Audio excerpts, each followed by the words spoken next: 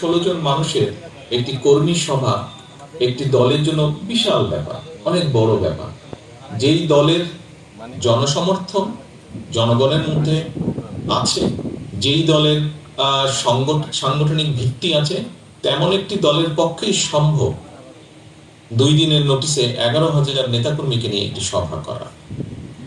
প্রিয় সহকর্মীবৃন্দ, আরেকটি বিষয় এখানে আমি উল্লেখ করতে চাই।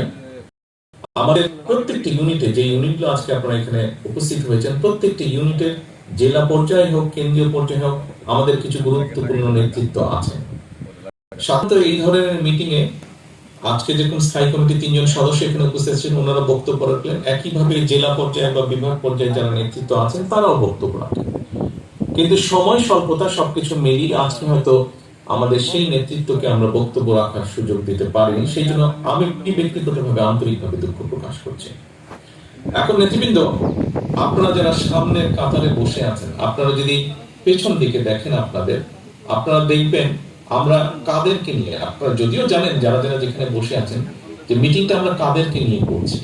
এক বাক্যে যদি রাজনৈতিক ভাষায় বলতে হয় তাহলে বলতে হবে আমরা সেই মানুষগুলোকে নিয়ে, আমাদের সেই নেতা বা সেই কর্মীদেরকে নিয়ে আমরা আজকের এই সভাটা করছি, যাদেরকে সারা দেশে বা রাজনৈতিক ভাষায় তৃণমূল নেতা কর্মী বলা হয়ে থাকে। আমরা সেই মানুষগুলোকে নিয়ে বসেছি। আমি আজকে মনে করেছি আমি যেই সাহায্যটি আমার দরকার আমার সহকর্মীদের কাছ থেকে, আমার যেই সহযোগিতা দরকার আমার সহকর্মীদের কাছ থেকে, এই সহযোগিতার সাহায্য আমাকে দিতে সক্ষম আমার তৃণমূলের সহকর্মী বৃন্দ।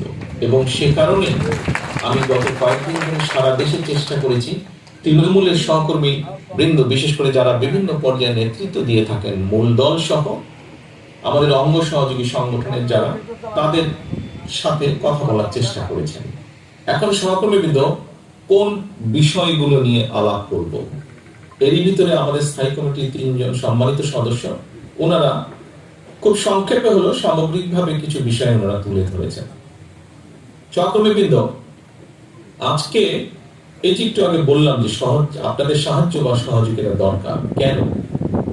সহকর্মীবৃন্দ, আজকে নতুন করে একটি ষড়যন্ত্র শুরু হয়েছে। আমাদের এই প্রিয় দল, এই জাতীয়তাবাদী শক্তির বিরুদ্ধে নতুন করে একটি ষড়যন্ত্র শুরু হয়েছে। আমরা অতীতে দেখেছি আমাদের তৃণমূল সব সময় এই দলের বিরুদ্ধে যখনই ষড়যন্ত্র হয়েছে, এই দলকে কিন্তু তৃণমূলের নেতৃত্ব, তৃণমূলের কর্মীরা এসেই কিন্তু এই দলকে ধরে রেখেছে, সকল ষড়যন্ত্রের জাল থেকে ছিন্ন করে বের করে নিয়ে এসেছে।